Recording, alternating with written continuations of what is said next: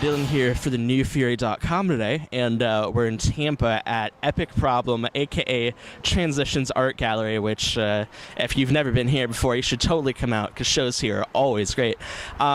Here with a new friend of mine today, so why don't you introduce yourself, what band you play in, and what instrument you play? I'm Jeremy Hiebert, and I play guitar in Comeback Kid.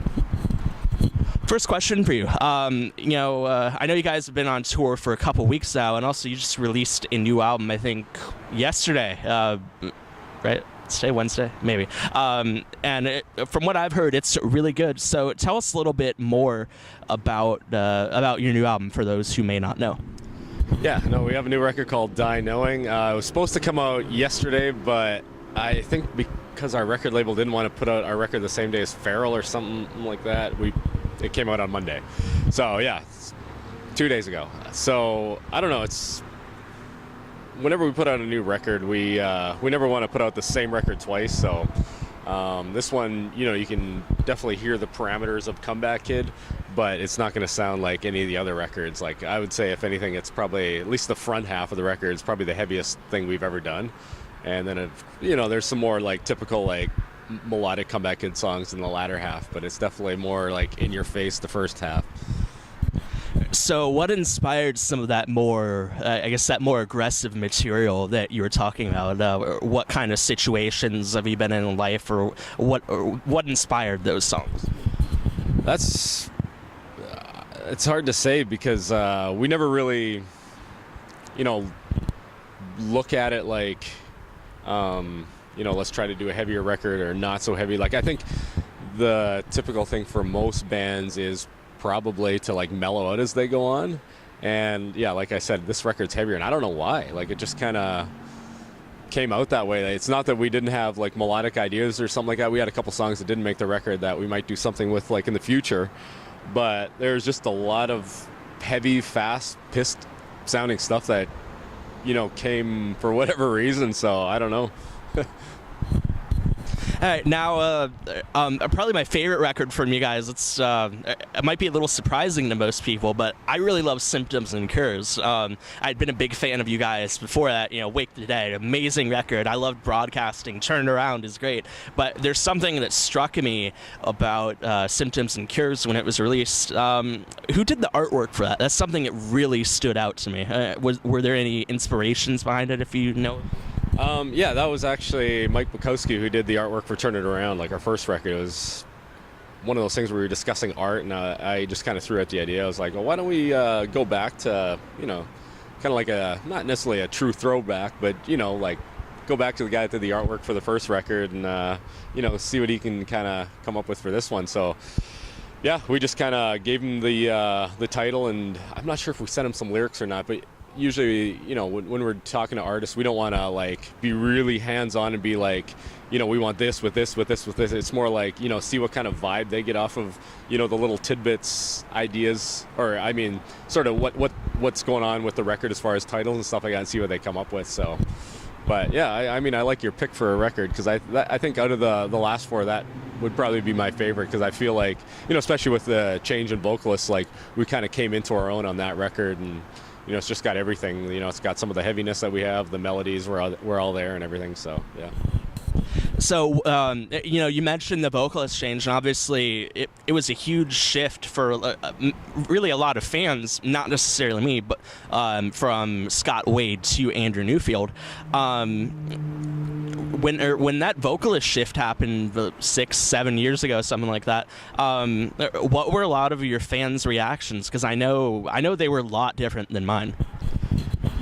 Yeah, I don't know. There's definitely a lot of, I guess, just mixed opinions and mixed feelings, because, I mean, that was kind of the sound we had for the band for, the first couple of years. We had a demo first, and we had Turn It Around 2003, Wake the Dead came out in 2005, and then, of course, he left in 2006.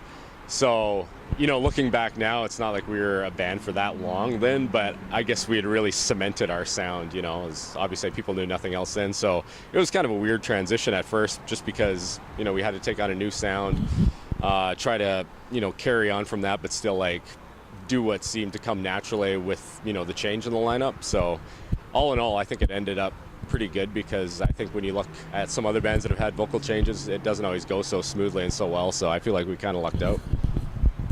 Now, I know last year you guys did the 10-year anniversary tour for Turn It Around, and unfortunately, I don't think that came to Florida at all, but I know you went everywhere, pretty much. I know.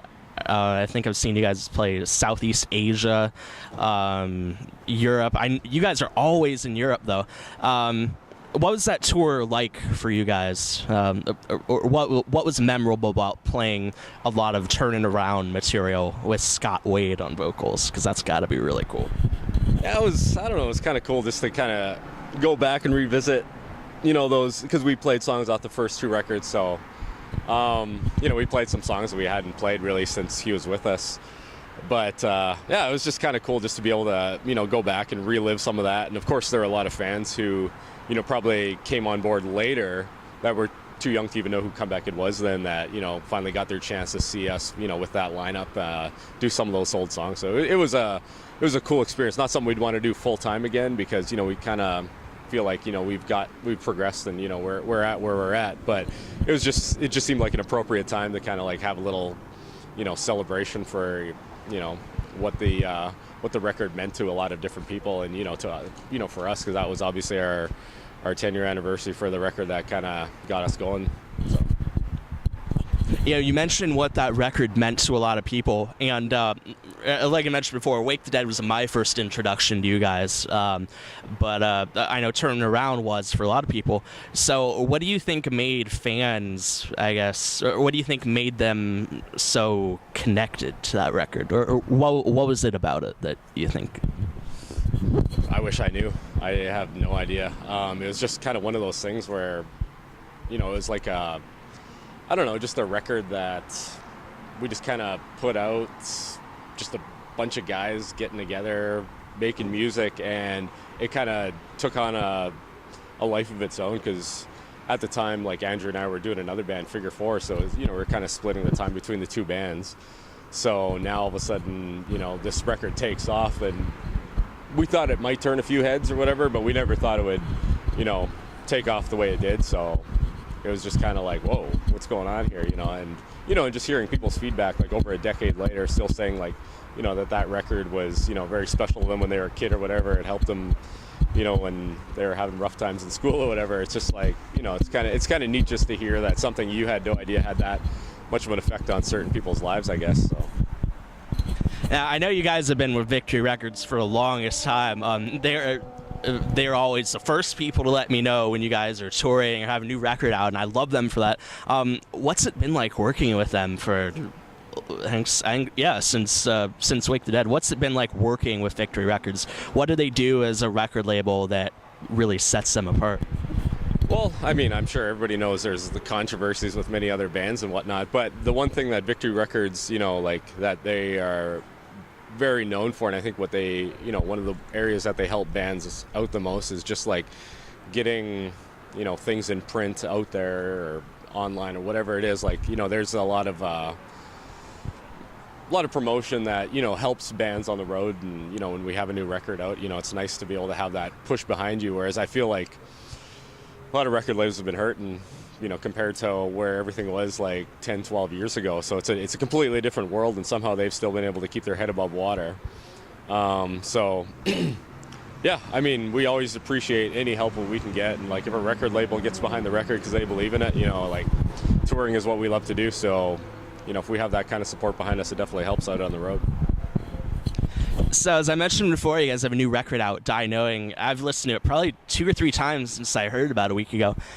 What have been some of your fans' reactions from it so far, or what have they been saying about the new music?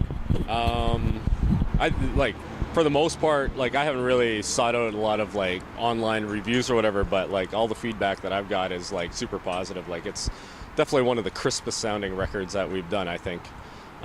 This guy Kyle Black, who recorded and produced it, he seems like he's really got his shit dialed, so it came out sounding I thought really heavy, and kind of got our point across that we had going on with the music. So but yeah, like I said, it's a heavier record. So one of my friends was like, hey, I really like the new Figure 4 record, so some people are kind of thinking maybe we've waited too long to put out a Figure 4 record, but I just think it's a natural thing for a comeback kid, because we've never had just exclusively melodic songs or whatever. We've always had the heaviness is kind of a huge component of us. Maybe not the heaviest band in the world, but just sort of those aggressive tendencies always find their way into our music. So this one just happens to be the heaviest.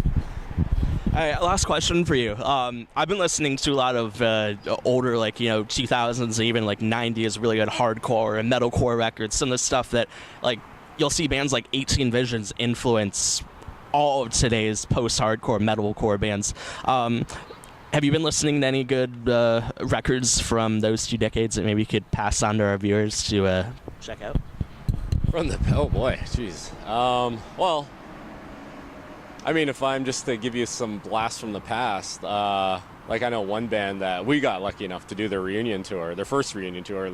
They happened to do a few more after. I guess it went that well. Gorilla Biscuits, they put out a record that I think really, I think it influenced a lot of bands. Maybe not necessarily today's bands, but bands that, it's kind of like that generational thing. I think they influenced a lot of bands that have influenced today's bands, and we're probably one of those in the middle bands. We've been around a while. We're not as old as Gorilla Biscuits, but we're not one of the new bands anymore either. So I think we're kind of in that weird middle range where I guess now we're starting to influence some of those bands, but you can see the influence from a band like, Gorilla Biscuits or some of the punk bands that we would have listened to growing up. But we all have a varied, taste in music, but bands like Propaganda, that's probably the band that has had musically the biggest influence on us, as a band, and it's actually pretty cool to see a band that old still going. So that would be my biggest recommendation, is check out Propaganda. They're the greatest band ever. I lied. I guess I have one more question for you. What is your favorite Propaganda record? Not the last one, but the one just before it, Supporting Cast. That I feel I love the old records, and I feel they kind of got a little better with every one, and that was the pinnacle for me. I love the last record too, so it's not to say they all of a sudden bombed, but when Supporting Cast came out, I was wow. I feel they for me as a fan, they just nailed everything. It sounded great. Obviously lyrical, always on point. And musically, it was just a good mix of I know Todd writes some songs and Chris writes songs, and I know Beeb I'm not sure exactly how it all gets split up, but it just seemed like a really natural mix of songs, which I felt I didn't always get on some of the other records. So it was just front to back. it's killer. Yeah. All right, well, thanks for letting us get to know you today. Really stoked to see you guys in probably 2 or 3 hours. Gonna be a really good time tonight. You guys should totally check out Comeback Kid and Zababa, however the hell you pronounce that, because I will never get it right. Backtrack to the Win and Down Press, who are really good on the headlining tour for Comeback Kid. So be sure to check them out. And this has been Bradley Dillon for thenewfury.com. Thanks for watching this interview. Later.